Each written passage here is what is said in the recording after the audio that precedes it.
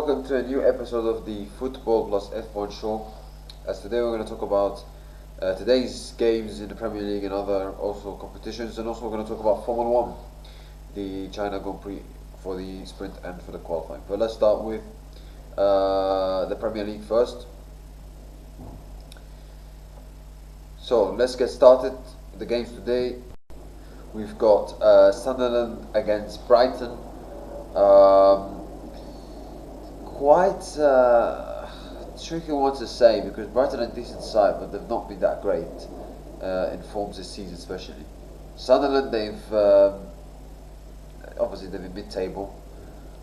I'll go for a 1-1 draw for that one, but no, actually Sunderland are at home, so I'll go for a 2-1 win for Sunderland. Burnley against Bournemouth, yeah, I expect Bournemouth to win that game 2-0. Chelsea against Newcastle United, very, very important game for Chelsea, and it's a game that they have to bounce back, especially after losing to Paris Saint-Germain 5-2, and they have to win, especially for the chances they want to have better chances to qualify for the Champions League next season, to finish 4th or 5th. They play against a Newcastle side who, they're a good side. I mean, they can. When I say they're a good side, I mean like they're a good side when they're at their best. Sometimes you don't know what you're going to get from this Newcastle side. They were great against Barcelona, and then they were very poor against Man City in the FA Cup. So, yeah, I mean, if Newcastle turn up, then it could be a very difficult game. They could get something from this game, but I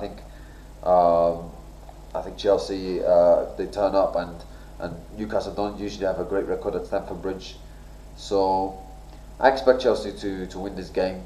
I'm going for a 2-1 win for Chelsea, and they have to bounce back, especially considering the shambles they had in the last 15-20 minutes they suffered against Paris Saint-Germain during the week. So yeah. Arsenal against Everton. Arsenal have a chance to increase the gap between them and Manchester City before they play against West Ham. Very important game for Arsenal. Will Arteta, rest players for this game? I don't think he should rest players first of all, because this is a game that Arsenal have to win. And if Arteta rests players, by the way, even if Arteta plays his second best team, I still think Arsenal will beat this Everton side, if I'm being very honest. But at the same time, I don't think Arteta should rest players before the game on Tuesday, because obviously Tuesday is a huge game against Leverkusen at home, and they drew in the first leg, so they have to win in the second leg at home. But I think even if he puts the second best team out, I think they should beat this Everton side as well. I mean, Everton have been quite decent this season, quite good, but I think Arsenal, with the quality that they have, and I think Arteta should pick the first best 11 to avoid the risk of dropping points in this game. Obviously, Everton will make it difficult. Everton will put a good fight. They will make it very, very difficult. And when Arsenal play against teams who play with a low block, it can be difficult for them. So this is going to be very important how Arsenal are going to cope with it. Is Mikel Arteta going to start, Gyökeres or Havertz, especially when he knows that Arsenal are going to play against a team who play with a low block approach? So Arsenal should win this game, but it's not going to be easy because Everton will make it difficult. They're going to waste time. They're going to park the bus. It will be difficult. But they're at home with the quality that they have. I expect them to win this game, so I'll go for a 2-0 win for Arsenal. West Ham against Manchester City. A huge game for both clubs, considering West Ham, they're also trying to stay away from relegation. And Man City try to win the title. They're trying to win the title. However, things are not looking pretty for them right now because they dropped points in the last game in the Premier League against Nottingham Forest. They lost 3-0 in the Champions League against Real Madrid. And they have crucial games coming up. This one where they have to win. They can't drop points if they want to have still a decent chance of winning the title.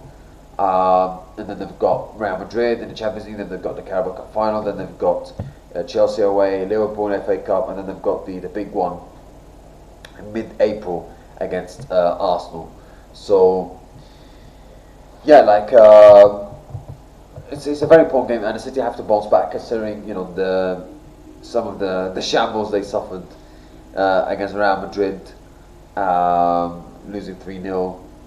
Some of the things that Guardiola did was wrong in terms of tactical wise, in terms of team selection. Starting Savinho, putting Nico O'Reilly as a left back, which was a very, very, very strange decision. So, and obviously, people saying that, Guardiola, typical Guardiola, tinkering in the Champions League, etc., etc. And I kind of get that criticism because we've seen Guardiola before being very. He's a great coach, first of all. He's a great manager, a great coach, and he's one of the greatest managers of all time. But we've seen him sometimes do some strange things before big games in the Champions League final in 2021 against Chelsea, where he didn't start with a defensive midfielder or a proper striker. Sorry, he did it, I think, in 2020 against Lyon, and he did it again.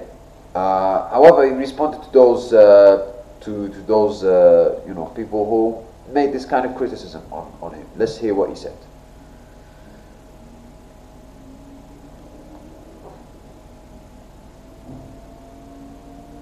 It's the first time I play in that competition, Champions League, 70 years playing that competition. And every time I lose, oh my God, pew, pew, pew. It's the first time I play in that competition, Champions League, 70 years playing that competition. So, he's basically saying that every time he loses in the Champions League, the criticism becomes massive on him when he loses in the Champions League. He also said, you can say whatever you want. I will convince you now when the selection tomorrow, I want to rotate the team, we want to be good. If we win, we'll be perfect, Pep. What happened in Newcastle? Did you read the comments before the game, my time selection in the social media? Did you read it? Yeah, you read it. What they're doing Pep in FA Cup, how lack of respect of that competition. How the people can say that? We arrived how many times in finals, semi-finals, FA Cup in the last 4 or 5 years? No team in England the last 10, 50, 20 years, there are more times the semi-finals. What a lot of respect. How don't play Rodri? How don't play Bernardo? How don't play this player? How don't play the other one? How leave everything at home? 1-3. Why is it that you choose to read social media around sort of like team selection? No, it's Harry always inform me. I make a briefing. This guy. None of us though. Listen, I want to be honest with you. I didn't read the social media, but I'm pretty sure before the selection was that. This is my feeling. But as what I didn't read it because I don't have it. I don't have Instagram.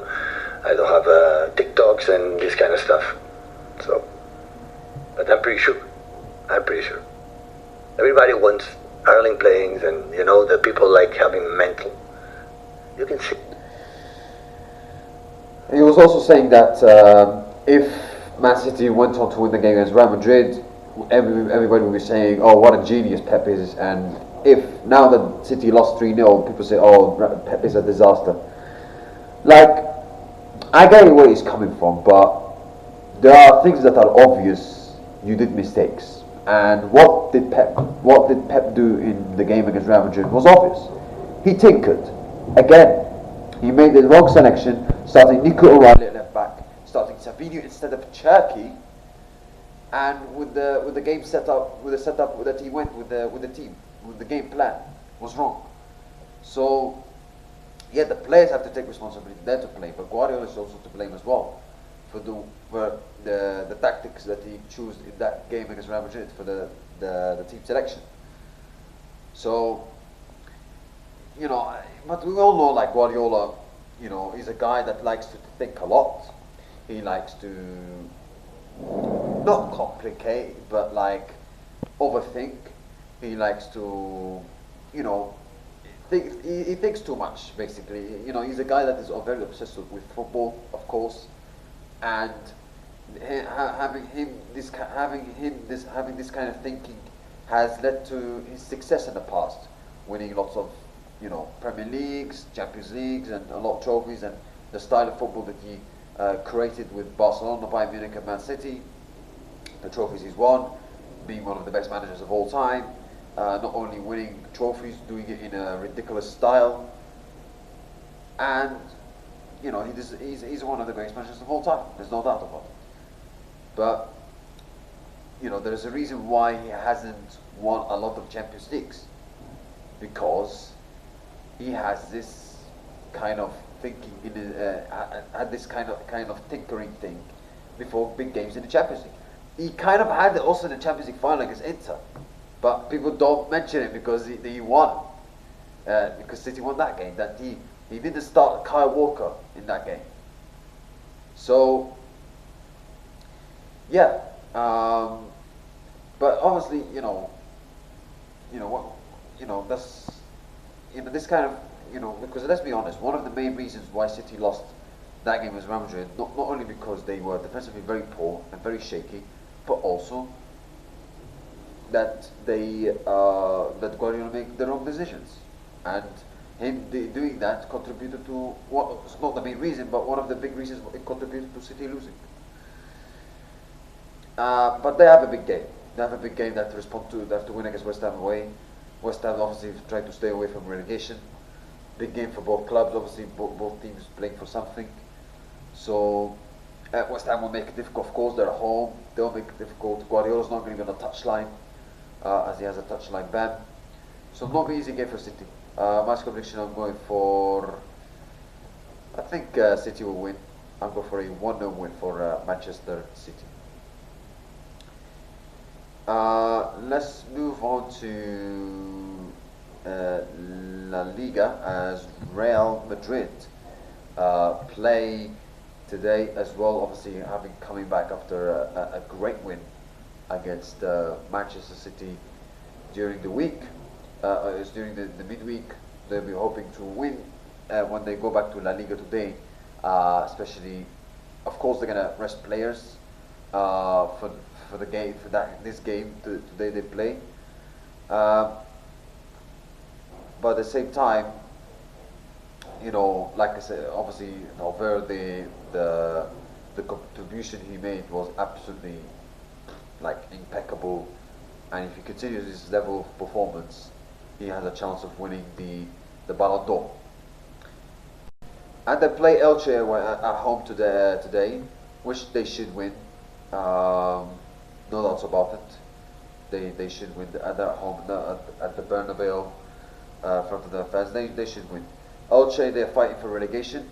They're 1 point above the relegation zone, so it's a very important game for them as well. But Real Madrid is a game that they should easily win. Now let's move on to Formula 1.